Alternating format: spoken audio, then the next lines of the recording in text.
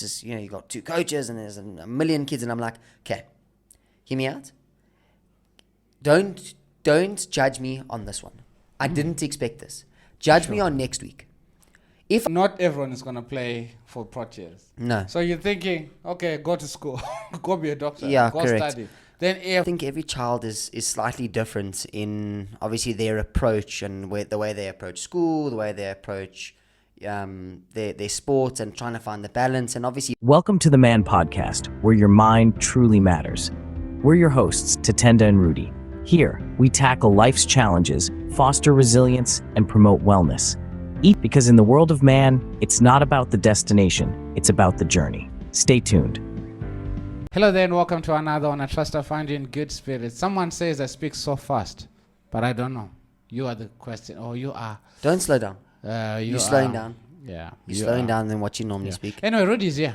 You know when Rudy's here, the clown starts. The clowniness starts. Anyway, thank you so much. If you're new to the channel, please consider liking, sharing, and subscribing. For the guys that are listening on Spotify, Apple Podcasts, Google Play, and all that, thank you so much. Please leave a follow or a subscribe or a review. Let us know what you think of my voice, obviously, and the clown that is going to speak afterwards. He's starting. Just carry on talking. Anyway, thank you so much. It's Friday, and TGIF, the white Chani is here. And where has he been? That's one.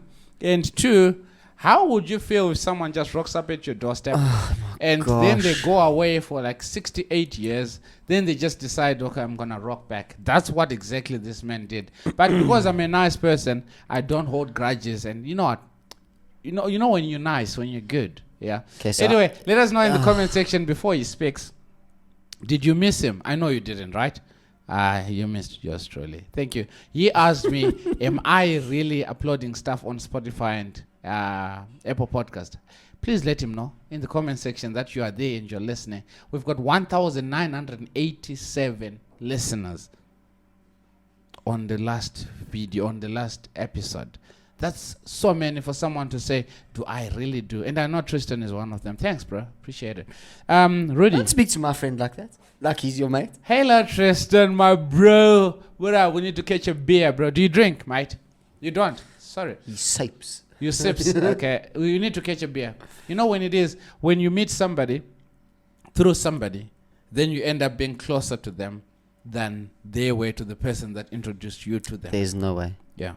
Rudy, how are you, bro? Welcome back. Jeez, no, good of you to be here, mate. Just where have you been? What has been happening? How's the family? How are you? And hi, okay. Rudy. Anyway, thank you. Now that you heard the voice of an angel speaking now, I haven't been gone for that long. Tats has actually been too busy for me, and I've got the messages to prove it. I'll actually put little pictures all over the I'm not doing video. that. You're going to, because he's actually told me he wants to record with other people. He feels that are better. The only screenshot that I'm going to put is this guy. He says, we're about to record. And I'm like, yeah, sure. Then he says sharp. And guess how he types that sharp? S-H-U-P. What kind of English is that? From a white man. I am disappointed. Disappointed. Anyway, what were you saying? I was just going to tell you that you're the reason, because you're so busy trying to be this big, high and mighty, interviewing all these other people, replacing me. So I've got to find space and find time to, be with you. So I feel honored to be here. So thank you for inviting me into your studio. Thank you so much for allowing me to be here. The truth is that I actually, I've got to squeeze my way into your routine. So thank you so much, Tats. You are such a great guy. What can I say? I'm too good. And I'm a good liar. I'm just a good person. So humble, and you know what? I am. When you're so humble, this is such a good start for the video and the topic. I know, right? Because we're starting with the lies, the deceit. No. I'm a nice guy, though. So you can't tell me that I'm lying about. Let me know in the comment section what do you think is nicer. I think let's just leave it to them. I agree. Nicer? I agree. Yes. It's pointless for us to argue over something that we know. So they know, they will let us know, right? My goodness. Yeah. Anyway, Rudy, it's good to have you back, bruh. Yes, it's been a minute, bruh. What's been happening? What's new in your life? Did you get a new kid? Do you have a new baby? Do you have what's new? What's new in my life? Dakota's got a little sister. No, Wow. she doesn't. No, she doesn't. There's no expectation. There's no babies. We are very, very happy with our little one, and it'll be the only one. No, just Yes. because you're having another baby doesn't mean you're not happy with the first one. Come on, what are you trying to say about people that have got multiple kids? I'm pleading the fifth here, and I'm not saying anything. Okay, fifth. Yep. Fifth Amendment. Take it. Perfect. Taken.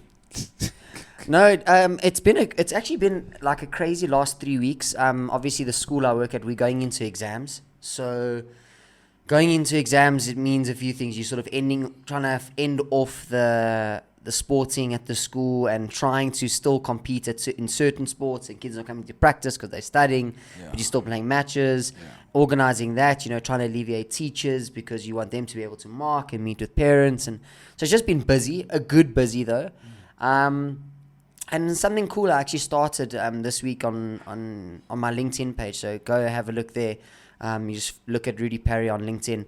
I've actually started a sort of part 1, part 2, part 3 of a off the desk of the head of sport. Just a little, short articles of, what it means to me, the journey that I've embarked on, what the career means, what it could be for another person, the ups, the downs, the benefits, the sort of roles you take on, the duties, the strenuous things that you go on. So I started that. I've had some good responses on it as well. Quite a few people have read it. So yeah, I mean that's it was an interesting thought that I've had, and it's kept me up for a few nights of how I wanted to go about it and how I want to sort of set the tone of writing these articles, because it's something that's been on my heart for a while, is to try and speak out over an article or a book. And I've spoken a while back about a book that I'd started and I've just not continued with it, but I actually get bored of writing the same thing, I realize. So I think short articles is something for me where I finish that topic and it gives me something to do that's different. The next one, so that's what I've been doing in the personal capacity. It's amazing though that you say, especially at this time with exams starting, in as much as you want the kids to get away from the books a little bit to refresh, play that match, play sport, whatever, it's always going to be tough because the amount of schoolwork is so much. Yeah. For them to balance that and still spare an hour, 2 hours, 3 hours, whatever, for that soccer match, cricket match, I don't know how soccer matches go, but it's always going to be tough to explain to a parent that sport is equally as important as the academics. Do you ever feel that challenge? I do. And how do you navigate it? Look, so in the week, or actually last week, I was lucky enough to get Gareth Soldier Boy McClellan, the UFC fighter, to come to our school and chat to the kids. We had a big opening for our new houses that we launched sort of as a new era within our school. Yeah. And he actually put it quite simple, is, the balance is so important. Because, I mean, even as a person that works in the school, in the education sector and things like that, the stuff that you learn at school is obviously it's extremely vital for, certain careers and things like that. And, some of the things you might, that one formula you might not have to remember. You probably won't have to remember, but, that English test and the Shakespeare and all those silly things I call it silly things. It's not something that impacted my career, but for me, what the most important thing was the friendships and the bonds and the relationships that developed through my sports, is kind of actually where it sort of put me in the position I'm in today. And he put it in such a good manner of where he was and his direction and how sport actually saved him. He was the sporty guy, had good marks right through school, and found himself completely lost and trying to get into the corporate world of whatever he was trying to do. And he found his way back into sports. I mean, he said he was around in his mid-20s when he actually started his MMA fighting. I mean, this is the same guy that became the first double champ for South Africa, went to the UFC. He was a guy that, we've got a world champion in the UFC now, being Drickus. Drickus, This guy Gareth, he put Drickus to sleep in round 3 of EFC 80. Yo. I think it wasn't even that long. Yeah, it was 30 seconds into round 3. I mean, Drickus went to sleep, not even tapping. He went to sleep. So yeah, I mean, it's a crazy situation of that type of person that we had in there, and he really got through to the kids of his focus of going, sports is a foundation. It's a place where you can build the biggest relationships, the best friendships, and at the end of the day, the reality is, any career can also be founded by a good relationship with another person. I mean, we've heard of people getting lucky, getting into certain positions. You've heard of people working hard and getting into positions. Yeah. If you're a friend or have a relationship with those people, you've got a means of getting in. Yeah. It's an easier in, and that's just because of a relationship maybe you created 10 years ago by playing cricket with a guy. Funny that you're saying that. I had Tyrone as a video. It's a good friend of mine, and I want him to watch this. He said he was playing, when you're playing club cricket, and he's this youngster with a lot of seniors, a bunch of seniors, old guys. 10, 12 years later, he gets a call from one of the guys that he was in the same team. He was the skipper at the time. The guy that was giving him a lift to go to the matches. Your parent drops you off at the ground. Then we are playing. Let's suppose you're playing at the Berg. Mom drops you at the Berg. Then you go to Val, whatever. Then she drops you off at. He drops you off at Val. She picks you up. Yeah. The guy calls him many years later and says, "Hi, I want to offer you a job." Okay. But I don't know anything about sales. This is Tyrone. Tyrone as a video. I don't know if you know him, but I've got a video that I did. Blonde. No. He's, what is it, Brunei? Brown. You can just say brown. Yeah, sorry that, yeah. And he gets a call that offered the job, training and everything. He's still working for the same company. And when the call came, he was just finished matric. And he's like, no, but I don't know nothing about instrumentation. I know nothing about sales. It's like, no, we're going to teach you.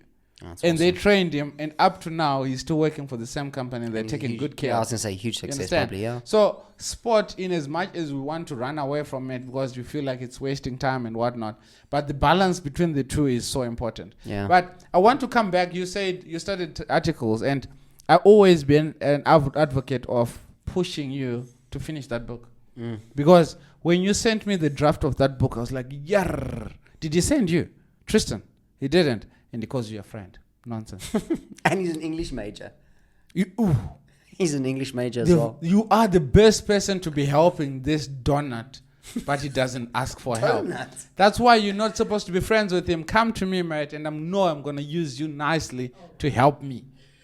He doesn't want to use you. Just come and sit in the chair, dude. Yeah, he doesn't want to use you, I'm bro. washed. So, yeah, anyway. Sorry, Tristan. Wait, bro. We can't talk to you alone. We've got so many other people here. So what I was just trying to say is having that decency or having that conversation with a parent that in as much as, yes, you want the kid to study, but then if they keep on their books, they're going to end up not studying anything. Yeah. They're not thinking of it. Look, it is extremely tough, and I think every child is slightly different in obviously their approach and the way they approach school, the way they approach their sport, and trying to find the balance. And obviously, I think pressure from parents is massive in today's society because of them wanting the success and wanting them to be either extremely academic and not falter on the academics, and they're fighting for that scholarship or fighting to get a certain percentage to get into a certain school. So I mean, not that I blame the parents, but I think the outside pressures is a constant fight of a child maybe not achieving what they could in sport nowadays, purely because of the pressures from sort of parents coming on and saying, books. Yeah. And there's, yes, you hear the success stories, and the success stories are few and far between for sports because, again, there's only a certain amount of spots on playing for Manchester City, playing for Manchester United, or whatever it is. There's only certain amount. It's crazy how you speak about that as well, because look at the cricket demographic. Yeah. Not everyone is going to play for Proteas. No. So you're thinking, okay, go to school, go be a doctor, go correct. study. Then if it happens that you end up playing professional sport, then it's great. So I get where the parents are coming from as well. But then at the same time, the mind needs to be juggled for it to be balanced, isn't it? And you know what the thing is that there's certain things that can't be taught in a classroom, and certain things that can't be learned from a book. when you talk about relationships, failures, team failures, understanding a person around you failing. I mean, being part of a team. Those are things that if you can learn, that makes you a team leader. Yeah. Becoming a team leader, whether it's a captain, whether it's a senior player on a side, those values and those lessons that you learned, the wisdom that you can carry from being part of a sports team, or even it's an individual sports, of understanding your own setbacks and your own failures and learning from them, sets you up for any career that you go into. I mean, even you look at a doctor is only as good as the team that's behind him. Obviously. The nurses, the other specialists, the hospital that they're in, the practice, the whole company behind it, who the backing That is. brand, It's a huge thing that goes behind it. Yes, you have to study 7 years to become a doctor, and then you have to further study. You can't do it on your own. You still can't do that on your own. I mean, you still have to put in the hours and I think being that team player and keeping those values is huge. Yeah. I mean, I play cricket with a guy he's a pilot. I mean, the guy studied aircraft engineering and became a proper pilot. He did all these years. He flew for South Africa and then became a private pilot, and I don't know, worked for some aviation company. But the thing is, he's still a cricket player. He still plays. He's still part of the side and whatnot. And that just goes to show you. I mean, that's a person that's gone through it and is still participating in sports. I mean, yes, it's on a social level, but still, it's. But he's still there, and I think it's majorly important. You say that you are a sports director. Take me through the life of a sports director. What does the job entail? Because a lot of people just know that, so and so is a sports director, so and so is the head of sports, so and so. But in actual fact, from a sports director's mouth, what does that job entail? So I can actually, you talk about this all the time. Is I think your first and foremost, you either have a day where if things are working and things are going the way you should, your coaches are doing what they need to be doing, the sessions are happening the way that you're pretty relaxed.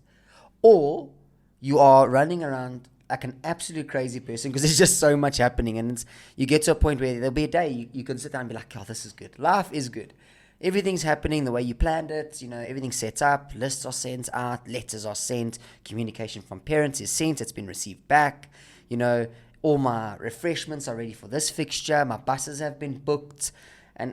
And then the next day, you get this email where you need to do 500 things by this time, but you got 4 lessons, and then you got to try and meet for the match. You got to get these kids, and you're going, I don't even know which way is up.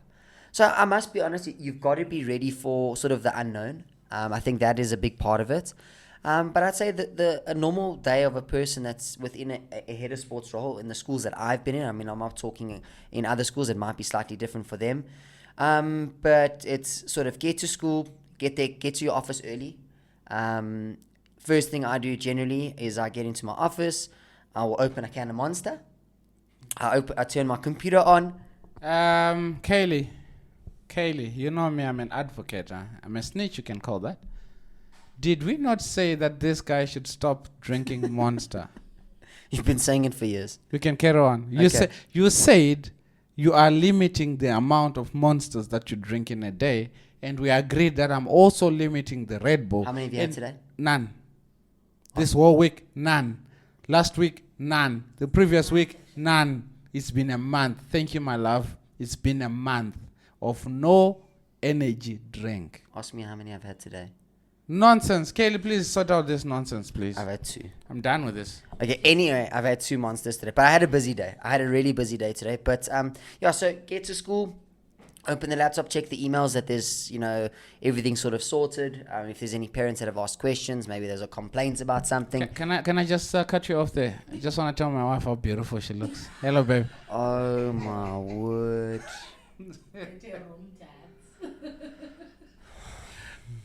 Are you jealous? No. He is defeated. Defeated. You must bring Kelly. Yes. Exactly. I would rather die Then bring her than here. bring my wife here. Ah. Not for any other reason than I don't want to put her through what you put me through. Oh, so you love her enough. I come here to get abused I sound like a certain politician. When I come here, I get abused. I'm a nice person. Okay, before I rudely interrupted you, my friend. Okay, we will rewind. Can we carry on, okay, mate? So sorry. after I check my emails, you sort of check your timetable. And some days are worse than others. It all just depends how the timetable or the person that set it up, obviously for your PE lessons. I'll set those up, and then the day will go through, and then afternoon comes. And being part of a sports department, as soon as sort of 1:30, 2 o'clock hits, then you're on the ground. Yeah, so then it's making sure all the coaches are where they need to be, buses have left, fixtures are ready, setups are done for matches. And then at around 4 o'clock, you hit the road and go back home. And then start again the next day. It's pretty much it. So it's a long day. It is a long day. Look, it's a nice day. Considering that you're there in the morning. Yes. And on a good day, obviously, then your morning is easier. But on a crappy day, your morning and your afternoon are crappy. Would you say No. that's a norm? No, I wouldn't say that. Look, the good does outweigh the bad massively. It does. Okay. And that's for multiple reasons. I mean, you are the fun one at school. You are the one that the kids will all run to say hello to and things like that. So that the feel good factor of being where you are is awesome. That it really is. I mean, you have smiles all day. You don't have the kids yawning and trying to fall asleep in a maths class. So yeah, it is. There's that factor, but it's physically tiring. It's tiring. I think the teachers will obviously be mentally drained after a day. I mean, the things that they go through and have to try and get into, the short amount of time they have in the class, getting the work they have. I think that's mentally tiring.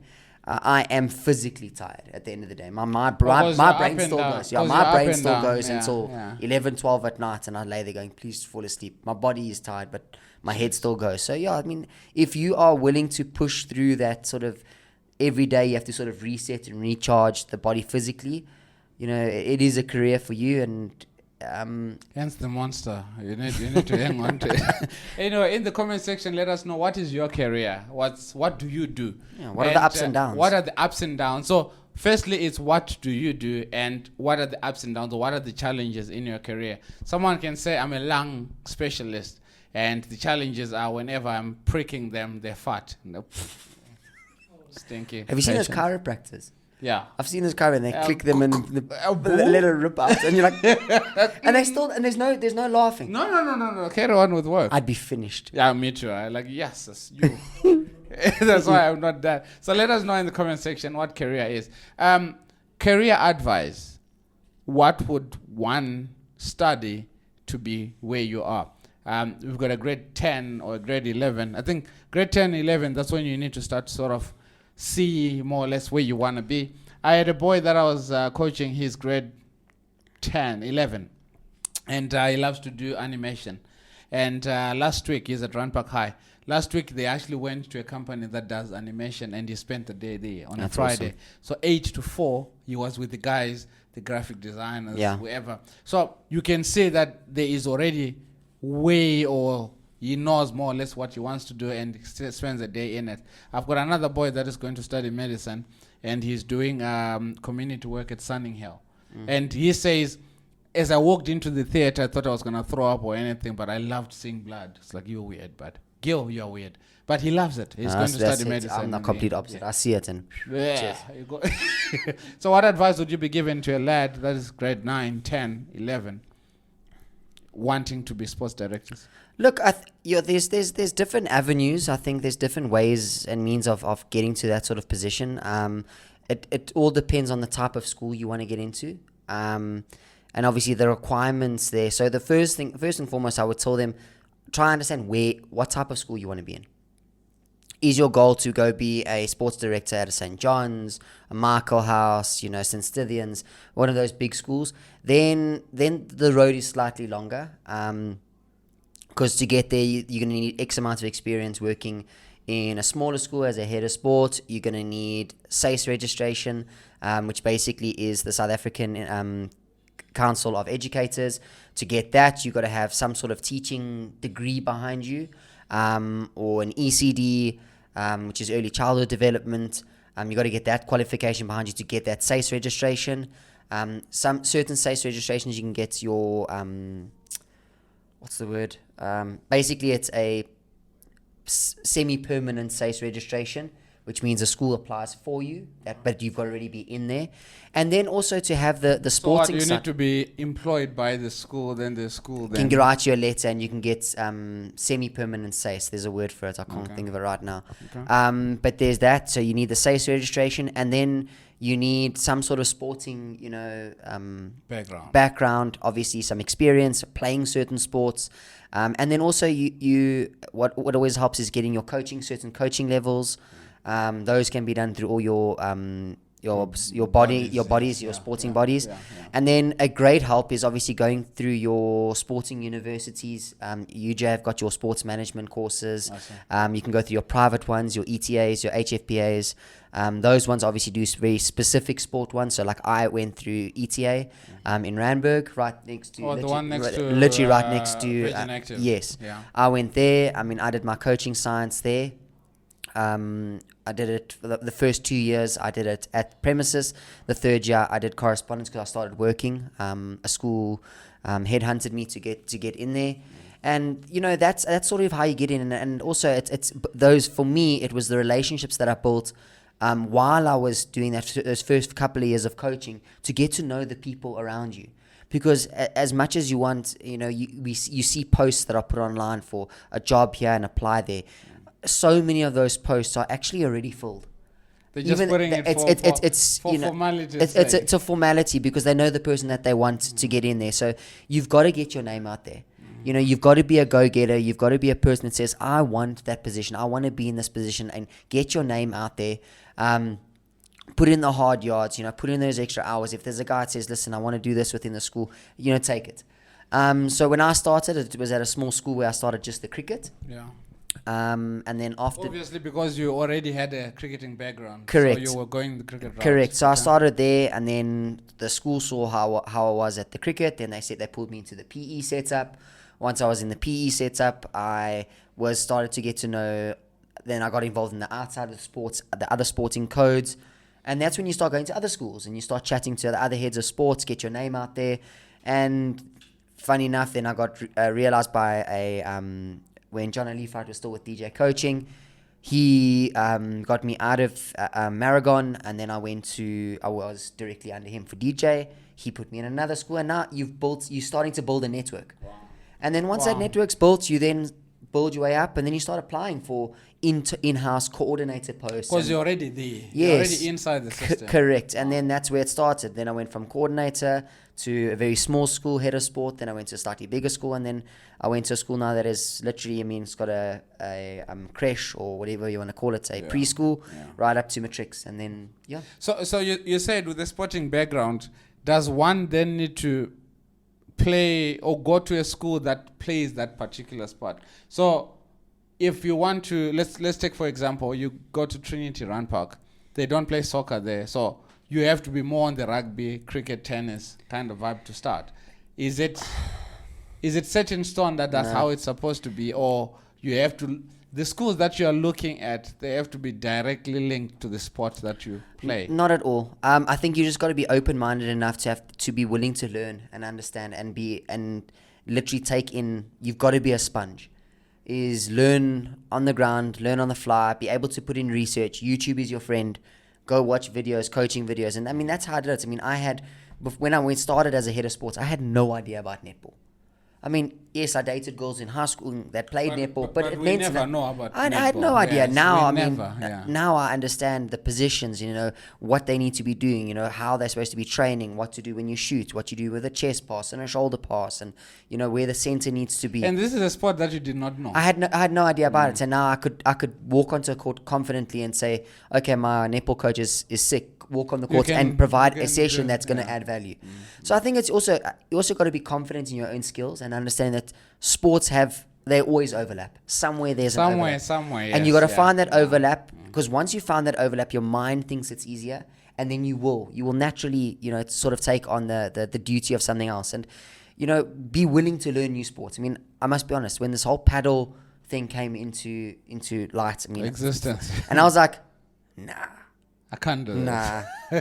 I played once. I'm still to play it as well. I played. Alaka has been Listen, begging me. I played once. The next week, I bought myself a racket without having played a second. I bought myself one of those paddles, and they're not cheap. They're not cheap. And yes. I am addicted. I'm still enjoying it. I absolutely love it. We've got a paddle group. We play once a week. Every Monday nights are our paddle nights. Wow. And yeah, I mean, that Tristan again, he's my partner in pretty much everything. So Tristan, you're everywhere. Just so yeah, I mean, that's that's Tristan, be my friend, bro. Be my friend, bro. Be my friend. Yeah, bro. I think that's sort of the end game is you've got to be a go-getter. You've got to be open to change, open to learn new things if you want to get into the sporting world. I mean, yes, there are certain posts that are, I'd say, very sport specific. Like if York says, I want to be the next Proteas coach, your focus then is obviously cricket. then it's cricket. Then you're going to go do your level 1, level 2, level 3, stuff, get into a school. Your focus is never to be a sports director. Yeah. You want to go and coach first teams at school levels. Do that for many years. Then move to a high school first team level. Then you move into a high performance center. Then you're moving into a assistant coach set up in a district, or move to your area trials as a coach. And you just keep climbing up that ladder of from school to area to provincial. Then you go to your super groups, what we used to call super groups, being your development squads into your domestic setup. Then domestic, and then your national setup. So you've just got to be obviously find your ladder, find your road, and literally stay on it. Can you say also with being a sports director, there's an element of man management as well? Oh, 100%. I had to... So people skills. Yeah. For me personally, like I was quite good at sort of making developing relations quite quickly with people and understanding how people operate. I think that's the biggest thing, is knowing how to push a person and get the best out of a person for the job at hand, and giving them the confidence, giving them the tools. And one of my weaknesses is I see when one of my coaches fail as I fail. And my recovery to it is going, I'll just push them aside and I'll do it and get it right. And that's not the right thing to do. And it hasn't been. Where in the last, I'd say year and a half, I've learned to try and go, let them fail and show them the right way afterwards, and try and help them. And because I've got to develop them, I've got to grow them. But it's a bitter pill to swallow, though. It is. You're looking at someone literally falling off a cliff or walking towards a cliff. I mean, a good example is, so our school's facilities just got finished for the sports, and we opened up tennis, and we had a huge number of tennis players coming in. Oh, nice. And we weren't prepared for it. Like, I didn't expect the numbers to come. Okay. And I went, ooh. And also, you knew they were coming. And then the one parent came to me, and they're like, this is, you got 2 coaches and there's a million kids. And I'm like, okay, hear me out. Don't judge me on this one. I didn't expect this. Judge me on next week. If I haven't fixed it and had the opportunity to fix it and correct it, then by all means, send the email, phone the this. And the following week, no emails, no messages, absolute brilliance, because I had time to plan. And I try and plan ahead, and certain things will happen where there's going to be an upset parent, and a lot of the times the complaints or the upsetness comes from something they may not understand, and you've got to clear it, but you just got to accept it. It doesn't mean you failed. It's finding that route, not taking it personally. That is one of the things. If you take things personally and you're in a sports director, you're done. You're finished. Because there's always going to be that parent personal that complains. Yeah, it's nothing personal. How then do you, from your people skills, how do you deal with complaints without blurring the line? Because you also don't want a situation where a parent they can just complain and have their way. But you also don't want to come across as you're not understanding or hearing where they're coming from. How then do you deal with it in the industry? 2 things need to happen. One, you've got to set boundaries. So there's got to be clear boundaries in sort of the mannerisms of the way that you set up your school, in terms of, this is going to happen, this is how it happens, and this is the expectation of the learner, this is the expectation of the coach, and this is the expectation of the parent. Okay. And creating that boundary, creating that solid foundation of understanding, going, that's the way it is. If it's not done, this is what's going to happen. If this is not done, that's what's going to happen for all 3 parties. Okay. Having that in place first. Then the next thing is going and setting up a procedure that always has a backup, because sports is completely unknown. That's the beauty of it. You never know what's actually You don't going to know, it's happen. unpredictable. The unpredictability of it is going, okay, I don't know what's going to happen, and going, okay, I need to do this, and if it doesn't happen, I'm going to do this, or I'm going to have that, and being open-minded to change, willing to take on change. And then, like I said, is the other one is not taking anything personally, going, firstly, as a head of sports, you've got to understand you are part of a team. Yes, you are So the it's head not of the an team. attack on me. It's not an attack on me personally. Yeah. Also, take it from where it comes from. Parents pay a lot of money to put these learners in But these... then it doesn't give them the right It doesn't. abuse you. It doesn't. But remember, when they're spending that kind of money on an education, they're gonna feel a certain way of going. They should have a say, and I can understand that. But at the same time, you've got to go. You got to be able to listen and say, "I hear you." Know that I've got your child's best interest at heart. And Yeah. I've got your child's best interest at heart. I've got the school's best interest at heart, and I'm trying to find the middle ground. Middle ground. I'm yes, trying to common find ground. that common ground of going, okay, that's where our goal is. And I think that's it's a mindset shift you've got to make, going from being sporty to going, where do I go from here? So it's not just about being a coach or being a sports director. You're actually more of a person's management. Awesome stuff. So amazing that this was not what we had planned for the video, yet it just came out going the career route. What lastly would you be advising youngsters or people that are in careers? Because if you ever noticed this whole trend of midlife crisis, a guy gets to 50, 60 and they hate what they're doing because maybe someone did not encourage them or advise them early on with regards to their careers. What advice would you be giving to a youngster that's watching this as we close? The only advice is, and I'm not going to talk about going into some like sports, a head of sports specifically, or going into a career in sports. All I'm saying is literally, and I suppose it's a huge cliche, but follow your passion. Follow that idea that you have of what you're good at. Use your skills, use the knowledge you have, use the passion you have for that, and utilize it in a field.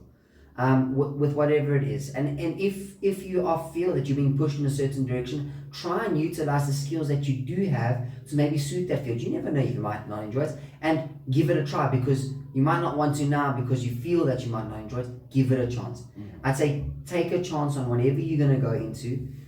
Give it a fair opportunity, or don't shoot that idea down immediately, and understand that it's not going to be sunshine and rainbows all the time. I don't think any career is. Be willing to understand that there's going to be certain stumbling blocks, there's going to be hurdles, there's going to be crossroads, but be willing to take those on, use those as stepping stones, and a means to elevate you further, a means of teaching you new things. I think that's the biggest I can bit of information or wisdom or guidance I can give anyone that is sort of indecisive on where they want to go and what they want to get into. I love the fact that you're saying follow your passion. There's so much importance in following your passion, because we say once you do what you love, being paid is just a bonus. It's an extra. Whether you get paid or you don't get paid, you're still enjoying. You don't want a situation whereby 5 years down the line after completing that degree, or you 2 years into work, whatever, and you hate it when the alarm goes on. You're like, do I have to go back to that spot again? I hate it. Do I have to go back to that office again? I hate it. You don't want that. Anyway, thank you so much. If you're still here, please consider liking, sharing, and subscribing. Sponsorships are coming. We're manifesting more sponsors. So we want you to bring your company to us, then we can speak about it. Like the stuff that we're wearing, Revelation Apparel, they were so good to sponsor us with this. And as we speak about their company and you guys go buy from them, that's how they get a kickback. So that's how you get a kickback when we speak about your company. Thank you so much from me, from Rudy, from Pumza. What are you going to say? YT Chan. Do what you love, and you'll love what you do. Easy. YT Chan is fucking. Cheers, guys. Have a good weekend. Cheers. Ciao.